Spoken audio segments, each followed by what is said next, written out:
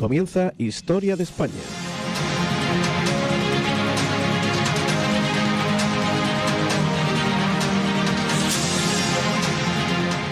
Bueno, ¿qué tenemos hoy en Historia de España? Pues vamos a nombrar esas efemérides de hoy, 7 de mayo. Después, en el apartado de la denuncia, hablaremos de los guías turísticos, un poquito así por encima, y desarrollaremos nuestro tema central, que hoy hemos titulado El levantamiento del 2 de mayo. Así que no se lo pierdan.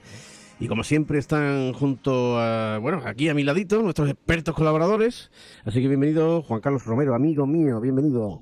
Pues buenas noches, aquí estamos de nuevo en este magnífico espacio de radio de Onda Capital y espero que nuestros oyentes esta noche disfruten mucho del tema que vamos a hablar. Bueno, y tenemos aquí a Carlos Fernández Andrade, nuestra historiopedia. Buenas noches, Carlos. Hola, buenas noches a todos. ¿También falla este? No, este sí. Este que estaba cerrado, venga. Dilo otra vez. Buenas noches. Buenas noches a todos. Vaya el curro, ¿cómo está? Encantado de estar con todos vosotros. Bueno, tenemos también ese saludito que vamos a darle. ¿A quién le tenemos que dar? Porque a nuestro amigo Alberto, ¿verdad? Nuestro patrocinador de espíritu, don Alberto Marigil, y su canal Unión Hispanoamericana. Un saludo. Saludos, Alberto. Como siempre. Por cierto, que fenómeno. esta tarde me ha llamado Alberto y hemos estado hablando de, si me permites, un pequeño comentario, sí, claro que sí, porque claro. Por lo visto ha dado, nosotros ya lo hicimos en nuestro programa anterior, hicimos la denuncia, denunciamos la crítica biliar de Carlos Martínez Shaw, que sacó una crítica con respecto a la película Hispanoamérica Canto de Vida y Esperanza de José Luis López Linares, que animamos a la gente a que fuera a verla al cine. Y animamos a la gente que vaya a verla al cine. Y me comentaba Alberto Marigil que hay una polémica, ¿no? Hay una polémica porque siempre hay gente que ha entendido una cosa mal de la película. Curiosamente, se ha dejado guiar demasiado por los comentarios de Martínez Shaw. Instamos a la gente que vaya a ver la película y que extraigan las conclusiones por sí mismas. Los españoles tenemos que ser conscientes de que no debemos de dejarnos guiar por lo que dice uno o lo que dice otro. Extraigamos cada uno nuestras propias conclusiones, claro. Que es lo lógico. Y así no nos dejaremos llevar ni por una tendencia, ni por otra, ni por nadie. Además, es el crecimiento de la historia, que haya diversidad de opiniones, ¿no? Claro, eso como el que ve una película y hay gente que le gusta, por ejemplo, Los Intocables de Leon Ness, y hay gente que no la quiere ni ver, por decir algo. O cualquier película, La Pasión de Cristo. Hay cristianos o católicos que no le gustan y hay otros que se hartan de llorar cuando la ven. De hecho, se está dando el caso últimamente en Internet de que hay muchos bots, muchos robots, sí, que se dedican a crear opinión en los chats, pero que realmente no son personas, son algoritmos, son programas, son que tienen una consigna de pronunciarse en un sentido o en otro, hacer ruido, y entonces la gente que entra dice, uy, ¿cuánta gente pensando esto? No son personas, son bots programados para crear propaganda, ¿no? La misma inteligencia artificial nos ayuda y otra también intenta destruir, ¿no? Bueno, que cada uno saque sus propias conclusiones. Creo que es una película que hay que ver, que te hace pensar, no te adoctrina. Yo creo que simplemente te hace pensar, saca tus propias conclusiones. Es algo muy novedoso, por eso yo creo que además, por eso va a producir mucha controversia y muchas críticas a favor y en contra. Bueno, pues dicho esto, vámonos con esos acontecimientos del 7 de mayo, esas efemérides que vamos a ir nombrando poco a poco, ¿verdad? ¿Qué tenemos, Juan Carlos? ¿Qué Pues tenemos sí, este 7 de mayo? 7 de mayo. Pues empezamos. El 7 de mayo del año 558, en Constantinopla, colapsa la cúpula de la Basílica de Santa Sofía. Justiniano I, que era el emperador, inmediatamente ordena que sea reconstruida. A mí me llama la atención el verbo colapsa, que es un verbo que se ha puesto ahora de moda. Colapsa. Ahora los templos, las torres no se derrumban, no se caen, no se demuelen, se colapsan. El cimborrio de la Catedral de Sevilla colapsó una vez en los años 20, sí, creo que fue. Pero yo la primera vez que empecé a escuchar lo del verbo colapsar, lo empecé a escuchar, yo creo que es un anglicismo copiado de cuando se cayeron las Torres Gemelas. Sí, colapse, ¿no? Exactamente. Y lo hemos copiado y colapsarse es otra cosa. Colapsarse es cuando una vía de comunicación no admite más, cuando llega al máximo de su capacidad o al máximo de su resistencia, ¿no? Vulgarmente se dice peta. Sí, bueno, sí. Vulgarmente. Yo creo que eso está peor que el verbo colapsar, ¿no? Sí, Yo me acuerdo de una época hace unos años donde el verbo petar se usaba para todo. Para todo. No, Digo, ¿y esto de dónde ha salido? Estuvo de moda. Y recordemos esa frase de don Manuel Ruiz de Lopera, cuando decía que las criaturitas del Betis habían acolapsado la palmera. Bueno, el 7 de mayo de 1429, Juana de Arco es herida durante la campaña que llevaría a la liberación de Orleans. El 7 de mayo de 1664, en Francia, Luis XIV inaugura su pequeña choza, el Palacio de Versalles. No es poco, no es poco. El 7 de mayo de 1704, en Portugal, el rey Pedro I reconoce al archiduque Carlos de Habsburgo como sucesor legítimo de la corona española con el título de Carlos III. Alcalde de Madrid. No, ese era el otro Carlos III. Perdón. El Borbón, el Borbón vino después. Vale. Y hay un Carlos III que En Inglaterra, está regular. que está regular, ¿verdad? Eso dicen. Hay que ver toda la vida esperando para heredar la corona y ahora que la hereda, tío. Claro, hay que ver, ¿eh? porque no la doblan su vida y ahora cuando tenía que doblarla, pues ya Es que le han venido los achaques. mucha Camila, ¿eh? Se lo ha camelado. Se la ha camelado. El 7 de mayo de 1824, en Viena, Beethoven estrena la 9ª sinfonía. Otra fecha memorable de una sinfonía memorable, sin duda. El 7 de mayo de 1891 en Madrid se coloca la primera piedra del edificio de la Real Academia Española, que por cierto, últimamente la ha hecho en falta mucho, ¿eh? Sí. Sí, porque estamos siendo arrasados por los anglicismos y parece que la Real Academia Española, como dijo aquel ni está ni se la espera, ¿no? ¿Sabe, Carlos, cuál ha sido la última prendita, no? No. Lideresa.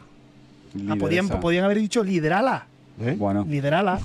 Liderala. Yo escuché el otro día, yo soy un amante de Antonio Gala, que en paz descanse, y el otro día le hicieron una entrevista y le bueno, ya estaba mayor, ya se iba a despedir, y dice, bueno, si quiere usted despedir de la Real Academia Española, y dice, que le den por que le den a todos ellos, de la A a la Z. Esa es una frase muy española también, ¿eh? Sí. Desgraciadamente. Bueno, el 7 de mayo de 1893, en Madrid, la reina María Cristina inaugura el Palacio de la Bolsa.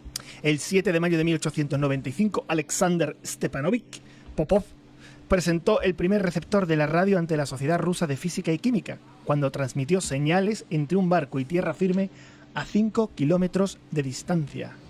El 7 de mayo de 1915, el submarino U-20 de la Marina Imperial Alemana hunde en el mar de Irlanda el transatlántico RMS Lusitania, en el que mueren 1.198 personas. Bueno, esto es un acontecimiento verdaderamente relevante, porque esto fue la causa que esgrimió Estados Unidos para entrar en la Primera Guerra Mundial. Casus Belli. Además era una copia del Titanic, ¿no? Del Titanic. Lo que pasa es que, claro, había una prohibición y una recomendación para turistas estadounidenses de no viajar a Europa. Ya. Que hacía que esos señores viajando a Europa. Bueno. A lo mejor buscando una casus belli. Es lo que te acabo de comentar, como el mail, ¿no? En Cuba, ¿no? No sabemos. Un detonante, claro. El 7 de mayo de 1926, en el marco de la guerra de Marruecos, comienza la ofensiva franco-española contra el cabecilla rebelde Abd el-Krim, tras el fracaso de la conferencia de Uqda. Abdelkrim, que llegó a ser incluso estuvo en el congresista, fue congresista por el protectorado de España curiosamente. Y de hecho estuvo becado por una universidad española. Efectivamente. Conocía a los españoles muy bien, dijeron, estos son un país de chufla, me voy a levantar contra ellos, y efectivamente se lo pusieron fácil, porque la ocupación de Marruecos en 1909 en el 21 de Fernández Silvestre fue una chuflería. El buen rollito es lo que nos mata muchas veces. El 7 de mayo de 1929 en China, Chiang Kai-shek se convierte en presidente del Consejo Central Supremo. El 7 de mayo de 1937, durante el transcurso de la Guerra Civil Española, el general Emilio Mola muere en un accidente de aviación en Alcolero de Mola, Burgos. Este era el cerebro del alzamiento, que oportunamente murió en esas fechas, igual que oportunamente murió el general Sanjurjo. Muy sospechoso todo. Con lo cual, el siguiente que seguía era Franco. Claro. Hay un chiste de esto, Un chiste que a las 3 de la mañana había un borrachillo por allí por Madrid y le pregunta a otro, dice, oye, por favor, General Mola. Y dice el otro, dice, General Mola, lo que mola cantidad de Capitán General.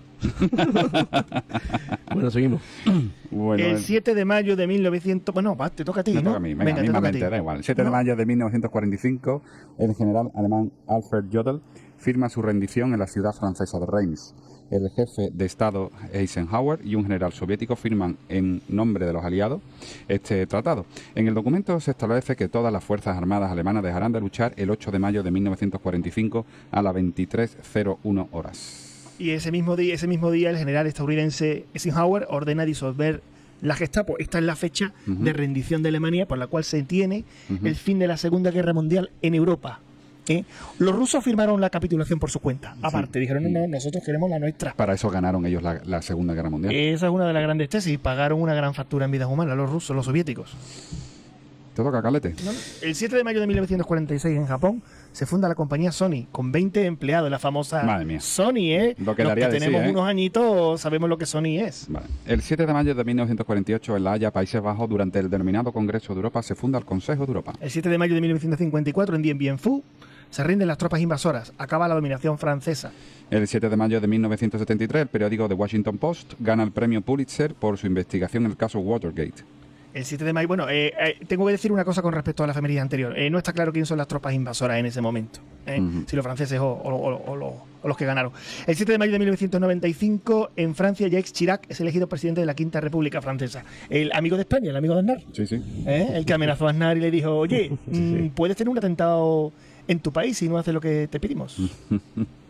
El 7 de mayo de 1997 se introduce en el mercado el Intel Pentium II microprocesador con arquitectura x86. El 7 de mayo de 1999, durante los bombardeos de la OTAN sobre Yugoslavia, triste bombardeo. 5 bombas caen en la embajada china de Belgrado, asesinando a 3 periodistas de esa nacionalidad. Los días siguientes se convocan manifestaciones frente a las embajadas de los países occidentales. Y bueno, ya hemos terminado las efemérides, vamos a dar paso a esa denuncia sobre los guías turísticos, pero sin antes, yo quiero saludar, que está por aquí por el chat, a Milagros. Milagros habla mucho de cine, gente que habla de cine, la pueden seguir en Facebook y en Instagram también, y es un gran programa que hace con su hija y una amiga suya, y si quieren un buen rato de risa, búsquenlo, gente que habla de cine. Muy entretenido y además muy divertido y con unas presentadoras muy dicharacheras. Bueno, pues pasamos, aunque nos queda un minutito, vamos a hablar así por encima y después continuamos después de patrocinadores, si os parece, de eso, esa denuncia, ese apartado que hacemos denunciando esas cositas contra la leyenda negra, ¿no?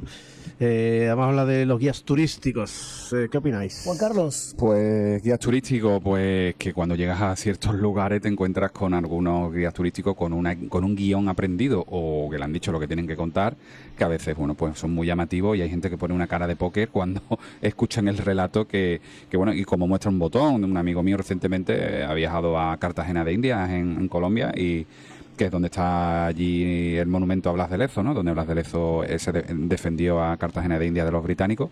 Y bueno, me contaba este amigo que le contaron el guía turístico, bueno, que Blas de Lezo cuanto menos era alguien insignificante, el típico españoleto que como ellos dicen, que bueno, que tampoco fue para tanto, que tampoco contribuyó para tanto, pero claro, que rascando un poquito y poniendo al guía un poco en un aprieto, pues pero es que a mí me han dicho que es que Blas de Lezo defendió a esta ciudad y la dignificó, y si no, hoy esta ciudad no se llamaría Cartagena de Indias ni sería como lo que es hoy en día, ¿no? Y como esa un montón más, ¿no? También tenemos aquí en España... Sí, en Hispanoamérica hay mucho de esto porque es la doctrina que se ha instalado, la leyenda negra, ¿vale? Y en España también hay mucha gente que se la ha creído. Y bueno, invitamos aquí a nuestros oyentes a que se informen, a que se instruyan y a que se preparen y no consientan que se les falte el respeto a la historia de nuestro país y de nuestra gente, nada más. Bueno, hoy tenemos ese levantamiento del 2 de mayo y vamos a hablar de, aunque yo he citado un poquito al principio en esta intro, pero vamos a profundizar un poco en esos antecedentes históricos, como lo de antes de esa multitud enfurecida, todo lo que llegó a provocar todo eso, ¿no? Vamos a hablar de eso. Sí, la verdad es que la introducción que has hecho, Carlos, es muy acertada, muy sucinta, muy concreta, Y efectivamente eso es lo que pasó, ¿no? Tenemos que decir que, bueno, que la población española veía viendo desde hacía ya bastante tiempo con indignación lo que estaba ocurriendo en el país, ¿no? Estaba viendo cómo la política francesa pues se estaba adueñando de la política española, como Carlos IV y su ministro Manuel Godoy estaban totalmente entregados a Napoleón Bonaparte y a la política francesa, como las élites españolas estaban totalmente entregadas a la política exterior de Francia, y había muchísima indignación, ¿no? Entonces eso pues acaba estallando en un motín previo, que fue el motín de Aranjuez, donde Carlos IV abdica y donde Fernando VII es proclamado rey, ¿no? Pocas horas después, el general francés Murat entra con el ejército francés en Madrid, ¿no? Una de las primeras cosas, esto evidentemente vino a ser un revulsivo, vino a dar una liberación de sentimiento de justicia, de que por fin nos hemos quitado a Carlos IV, nos hemos quitado a Godoy, que nos estaba arruinando y que ha entregado el país al enemigo, a los franceses, ¿no? Pero toda esa energía contenida, lo primero que hace Fernando VII es convocar a Cortes, lanza las llamadas a las Cortes y hace que todo el país esté predispuesto. Fernando VII, el deseado. El deseado, exactamente, esté predispuesto, ¿vale? Pero claro, el peor rey. Yo no sé si era peor Carlos IV, la verdad. Bueno, pues eso también. Pero bueno, en cualquier caso, Napoleón los engaña a los dos, se los lleva a los dos a Bayona, porque los dos querían, le comió el coca a Carlos IV para que volviera a ser rey, se los llevó Fernando VII, se dejó enredar, se fue a Bayona, dejó una junta aquí en Madrid, pero esa junta muy pronto el general Murat, que era el general francés que controlaba el ejército francés, pues se hizo con ella y la anuló prácticamente, ¿no? La anuló. Y entonces poco a poco empezaron a llevarse a los miembros de la familia real, porque Napoleón sabía que no podía dejar ningún miembro de la familia real en España, porque eso significaría un foco de resistencia e inspiración para los españoles para oponerse, ¿no? Tenemos que decir que las tropas francesas teóricamente entraron en España como aliadas y por tanto el ejército español no se movió absolutamente para nada. La motivación era que debido al bloqueo continental que había establecido Francia contra Inglaterra, como la única que seguía comerciando por mar era Portugal, y ese bloqueo continental no estaba funcionando, Napoleón dice, ¿cómo mejor llego a Portugal para que sea efectivo este bloqueo continental, entrando por España? Y como tú bien dices, enlazando con lo que tú comentas, Carlos, pues efectivamente entra como una tropa. Se le abrieron las puertas. Se abrieron las puertas porque iban de paso. Iban supuestamente de paso a invadir Portugal. Así había camelado Napoleón a Godoy, porque Godoy estaba un poco reticente, pero le dijo, mira, te voy a dar el reino del Algarve. Godoy, ¿quién era Godoy? El valido, ¿no? El valido de Carlos IV, favorito de Carlos IV y de la reina María Luisa de Parma, con la que se acostaba y con la cual tuvo, entre otros, al hijo más pequeño, al infante Francisco de Paula, que ahora hablaremos de él. Que es una pieza primordial del relato. Una pieza primordial del relato, porque además es curioso, porque el infante Francisco de Paula le llamaban el del abominable parecido, porque tenía toda la cara del padre, y su padre no era el rey, su padre era Manuel Godoy, el valido. ¿Entiendes? Dice, el niño no podía haber salido con más mala leche. No, llevaba escrito en la cara la infidelidad de su madre, ¿no? Sí. Entonces, bueno, los franceses empiezan a llevarse a miembros de la familia real, y finalmente el último que quedaba era el infante Francisco de Paula, ¿no? Sí. Y se da la circunstancia de que en ese caldo de cultivo de indignación popular ven cómo el infante Francisco de Paula, las tropas francesas se lo van a llevar del Palacio Real para Francia. Correcto. Entonces ya una multitud de madrileños se rodeó, se acumuló alrededor del Palacio Real, a los gritos de uno que se puso un poco nervioso, un tal José Blas Molina, que empezó a gritar que se lo llevan, que se lo llevan, que nos lo llevan, que se lo llevan, ¿no? Incluso un mayordomo de palacio que se llamaba Rodrigo López de Ayala se asomó a la balconada del palacio gritando por lo mismo, que se lo llevan, que se lo llevan. Ese es el cerrajero, ¿no? El cerrajero es José Blas Molina, que era del partido fernandino, de Fernando, ¿vale? Y bueno, previamente había un carruaje, se había llevado a uno de los miembros que había, que eran 2 miembros de la Casa Real. Se habían llevado ya a la infanta María Luisa de Borbón, reina de Etruria, ¿vale? Pero el siguiente carruaje que vieron que iba a hacer la misma actividad, que en este caso se iba a llevar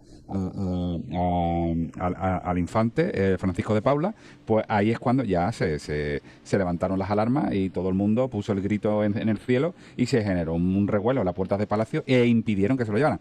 ¿Qué ocurre? Que atacaron una patrulla francesa, claro, creyendo que la patrulla francesa era la que se iba a llevar al infante, y automáticamente eso generó una situación de tensión donde los franceses empezaron a mandar más soldados, claro, para reprimir. El mariscal general Joaquín Murat, que tenemos que también mencionar, estaba casado con una sobrina de Napoleón Bonaparte, además estaba muy bien situado, tenía muchas aspiraciones políticas y era, bueno, para nuestra desgracia era un gran general, lo tenía todo previsto. Entonces, en el momento que vio este revuelo y estas revueltas en las calles, envió, bueno, pues aparte de los 30.000 soldados que había en Madrid, tanto en Madrid capital como alrededores. Y alrededor se contabilizaba 30.000 en la capital y alrededor unos 15.000, después al final eran unos 50.000, que después la población de Madrid en esa época era de 180.000. O sea, imagínate 50.000 soldados allí, como se notaba, ¿eh?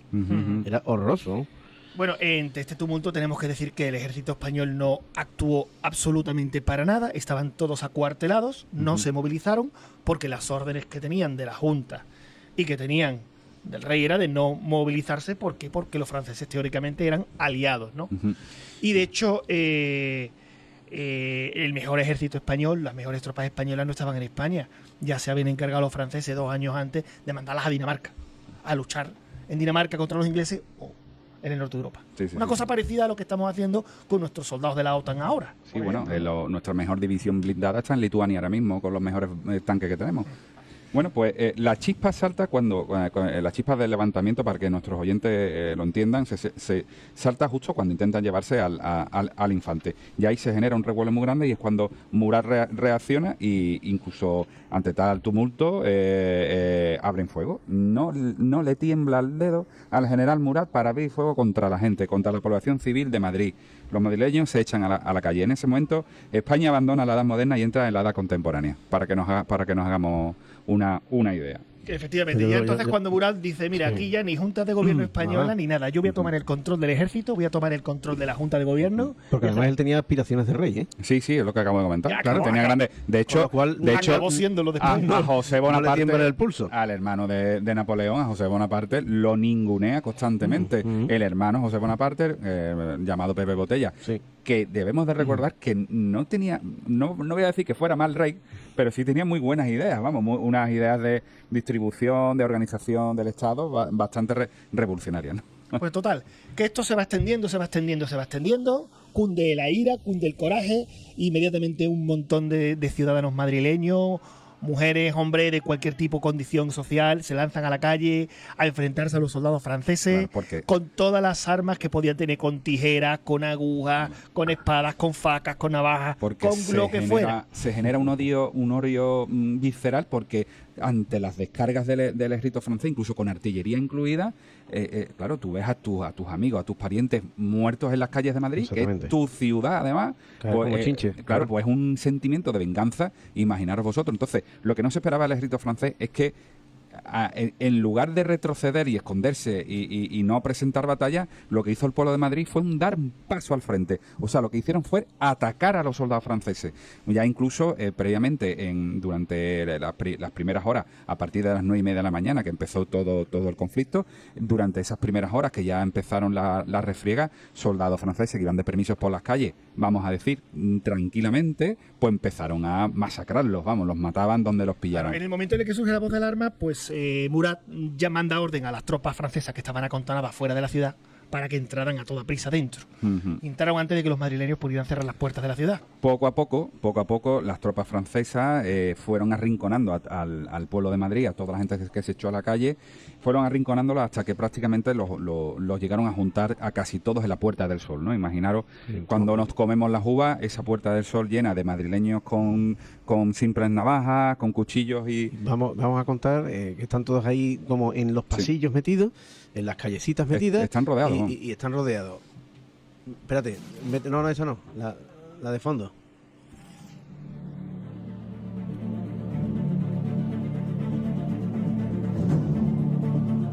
¿Y entonces qué pasa? Pues aquí tenemos un momento de tensión importante que incluso... Los mamelucos, ¿no? Claro, en ese momento las tropas francesas rodean la Puerta del Sol, pero no presentan batalla ni disparan.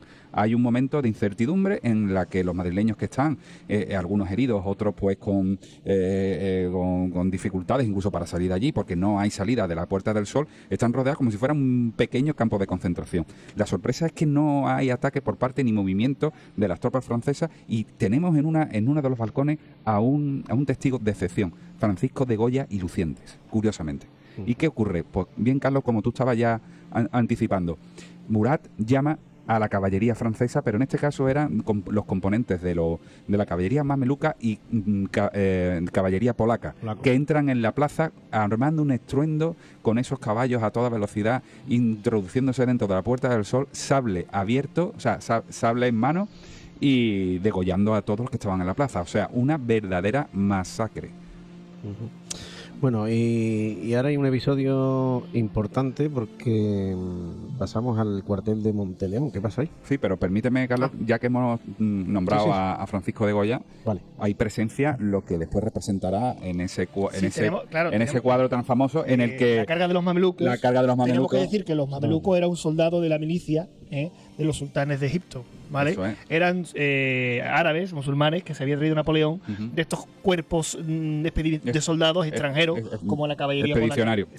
Y bueno, cuando entran a la carga en la plaza de la Puerta del Sol, los madrileños no se quedan quietos y le plantan cara a muchos mamelucos y muchos caballistas polacos caen al suelo, pierden la montura y los rematan en el suelo. Mueren muchísima gente, tanto de la caballería mandada por los franceses como de madrileños, pero le plantan cara. Los madrileños se tiran encima de los caballos, tiran a los jinetes. Claro, ¿qué pasa? Pero Estamos ante el mejor ejército del mundo. Efectivamente. Que poco a poco va reprimiendo el amotinamiento. Correcto. Y queda un foco de resistencia que quedan todos concentrados en un cuartel de artillería, Sí. que es el famoso cuartel de Monteleón. Exactamente. Y ahí es donde empiezan los cañonazos, ¿verdad?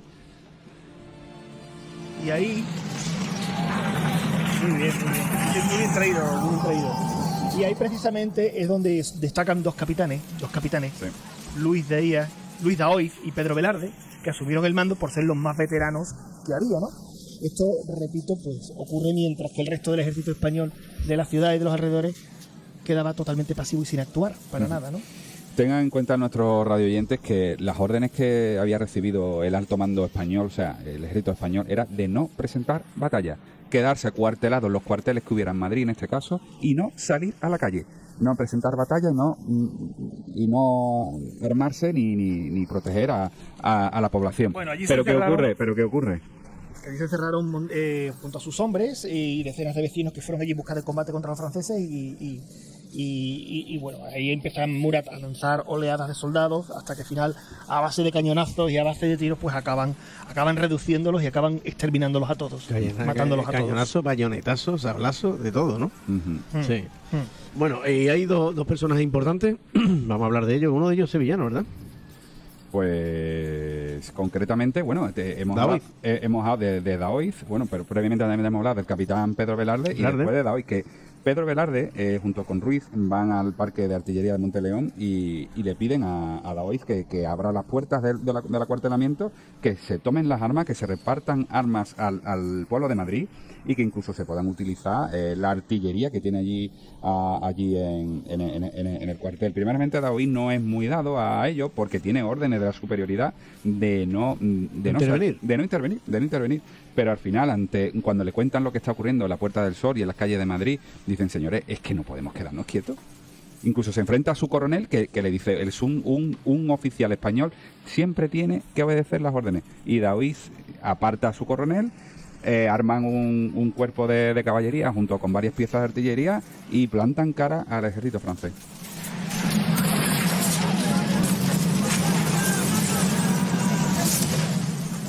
No obstante, la gente siguió luchando durante toda la jornada, utilizando cualquier objeto que fuera susceptible de servir como arma: piedras, agujas de coser, macetas arrojadas desde los balcones, acuchillamientos, degollamientos. Y aquí aparecen unos personajes históricos Del pueblo que han del empezado a pueblo. ser históricos, como Claro. doña Manuela Malasaña. Digo doña, pero era una niña de 17 años. Él le tiró una maceta a un general francés y dio su vida defendiendo en el cuartel de Monteleón, donde hemos comentado, dio su vida defendiendo Sí, al la pueblo pillaron de con la Madrid. tijera.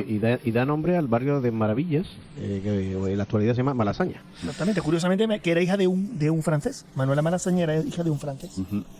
Los franceses, como estamos, cuando ven el atrincheramiento de los españoles en este cuartel de artillería de Monteleón, intentan tomar el cuartel al asalto, pero son repelidos en primera instancia con fuegos de artillería. No obstante, todo acabará en poco tiempo debido al gran número de efectivos franceses con mejores armas, mejor equipamiento y sobre todo mejores armas, en definitiva. Total, final El Murat epílogo- consigue reprimir la revuelta y ejerció una represión durísima, sin piedad. ¿Qué ocurrió con los supervivientes, Carlos? Con todos los supervivientes dictó un bando en el que decía literalmente: soldados, mal aconsejado el populacho de Madrid, se ha levantado y ha cometido algunos asesinatos. La sangre francesa vertida clama venganza. Por lo tanto, mando lo siguiente: serán arcabuceados, fusilados, todos cuantos durante la rebelión han sido presos con armas, y al que pillaran con algo en la mano que pudiera ser entendido como arma, pues serían fusilados, ¿no? Ujú. Allí mismo lo fusilaron a todos. Allí Exactamente, mismo. los famosos fusilamientos del 3 de mayo, 3 de mayo. que fueron magistralmente... Decían que Manuela Malasaña, en una de las batidas que hicieron los franceses por la noche, la cogieron con unas tijeras sí. e interpretaron eso mismo, que era como un arma de guerra, ¿no? Un arma para defenderse, y ese fue su final, la fusilaron. Según Sí. hay varias teorías, ¿no? Pero esa es una de ellas.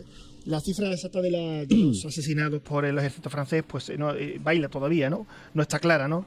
Pero Se habla de unos 1.200 o algo Sí, más sí. y 300 soldados franceses que se lo llevaron por delante. Bueno, Las consecuencias fueron verdaderamente Mucha espeluznantes. gente- Fueron mucha gente se fue de Madrid. Mucha gente se fue de Madrid y sobre todo fue verdaderamente increíble cómo en los próximos días la repercusión, la onda expansiva Onda expansiva. de esta represión y de este levantamiento se extendió por todo el país. En cuestión de 4 o 5 días, Poquísimo la tiempo. mayoría de las capitales españolas, de las provincias españolas, se habían levantado. Habían vivido sus 2 de mayo. Muchos de estos exiliados de Madrid salieron, incluso llegaron a una aldea, que entonces era una aldea, que era la aldea de Móstoles, y allí los dos alcaldes, cuando atendieron a toda la gente que salía de Madrid huyendo de las matanzas, pues la verdad que se indignaron tanto que redactaron un edicto. Andrés Torrejón y Simón Hernández. Y Efectivamente. retargo un bando en el que se llamaba a todos los españoles a empuñar las armas contra el invasor, empezando por acudir en socorro de la capital, ¿no? Y eso tuvo una repercusión tremenda. De hecho, tuvo una repercusión tan tremenda que se formaron... Hay un mensajero que va para Cáceres. Sí, un mensajero andaluz. Sí, Pedro hay Serrano. hay que hablar de ello. que es Pedro como- Serrano, un jinete andaluz como que- si fuera el protagonista de la batalla de Maratón. Vamos, es como si fuéramos nuestros Filipides, vamos. Exacto, A Pedro exacto. Serrano, los alcaldes de Móstoles le dan este edicto escrito por ellos mismos y firmado y lo mandan a Talavera, en Toledo. Sin desfallecer y sin parar, Pedro Serrano llega a Talavera, le ofrece este edicto, allí hacen copias en la alcaldía de Talavera y las distribuyen, le dicen que descanse, que ya está bien, que desde Madrid desde Móstoles hasta Talavera ya va bien, que el caballo le iba a reventar, pero Pedro Serrano, como un buen andaluz, dice, nada, yo sigo para adelante, ¿a dónde hay que ir ahora? Y se fue a Cáceres. Y como dice Carlos Fernández, estas copias de estos edictos, con el levantamiento de los españoles en armas, recorrió España en muy pocos días y se levantó España entera. Yo De creo hecho- que antes o después del Mundial de España que ganamos, nunca España estaba tan unida contra tan unida, con un fervor tan acusado y Efectivamente. bueno, tuvo una repercusión en toda América. El levantamiento del cura Hidalgo en México es una repetición Ujú. del 2 de mayo. Sí, sí, sí. Esto es lo que no se cuenta, esto no lo cuentan en México, Ujú. no se suele contar, pero realmente el cura Hidalgo le llegan las noticias. No hemos de olvidar que los españoles de la época eran fervorosamente leales al rey Sí. y a la Santa Madre Iglesia Católica, Apostólica y Romana. ¿Me entiendes? Y Bueno. cuando ese cura ve lo que está pasando en España, pues se deja llevar por el entusiasmo, por ese amor por su rey, por la Iglesia, y decide pues llamar a los fieles a levantarse. Nos quedan 2 minutos, Carlos. ¿Tú Sí. querías leer algo o no nos da tiempo? sí, queremos leer un par de estrofas, 2 o 2 3 minutos, estrofas. 2 minutos. 2 minutillos. Un poema Nos muy, vamos. muy olvidado, desgraciadamente, muy romántico, que recoge un poco ese espíritu, ¿no? Que es la Oda al 2 de mayo de Bernardo López García, que no se enseña en los colegios desde hace muchísimo tiempo, pero que es un poema muy ¿Y bonito que cómo voy dice, a leer. ¿Cómo dice Carlos? ¿Cómo dice? Dice, la verdad es que está muy bien escrito. Es una oda precisamente a este movimiento, a este levantamiento, ¿no? Dice, oigo, padre, tu aflicción y escucho el triste concierto que forman tocando a muerto la campana y el cañón. Sobre tu invicto pendón miro flotantes pendones y oigo alzarse otras regiones en estrofas funerarias de la iglesia, las plegarias y del arte, las canciones. Lloras porque te insultaron los que tu amor te ofrecieron, a ti que siempre te vieron porque tu gloria admiraron, a ti por quien se inclinaron los mundos de zona a zona, a ti, soberbia matrona, que, libre de extraño yugo, no has tenido más verdugo que el peso de tu corona. Muy cierto, ¿no? Y aún hubo en la tierra un hombre que osó profanar tu manto. Espacio falta mi canto para maldecir su nombre. Sin que el recuerdo me asombre, con ansia abriré la historia. Presta luz a mi memoria, y el mundo y la patria a coro oirán el himno sonoro de tus recuerdos de gloria. Aquel genio de ambición que en su delirio profundo cantando guerra hizo al mundo sepulcro de su nación, hirió al íbero león, ansiando España regir, y no llegó a percibir, ebrio de orgullo y poder, que no puede esclavo ser pueblo que sabe morir. Guerra, calmó ante el altar el sacerdote con ira. Guerra, repitió la lira con indómito cantar. Guerra, gritó al despertar el pueblo que al mundo aterra.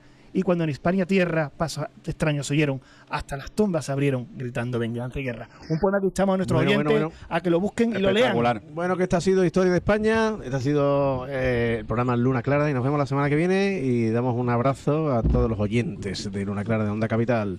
Así que os queremos, muchas gracias Carlos, Juan Carlos. Buenas noches a todos, espero que os haya gustado.